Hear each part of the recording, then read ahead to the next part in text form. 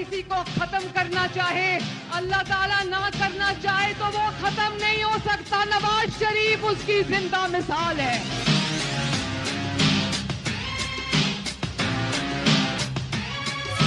नवाज शरीफ को मिटाने वाले कितने आए, कितने चले गए। वो आज अपनी स्क्रीन पर देख रहे होंगे कि जिसको कहते थे इसकी सियासत खत्म हो गई, वो आज पूरी आन बान शान के साथ अपने मुल्क, अपने घर, अपनी मिट्टी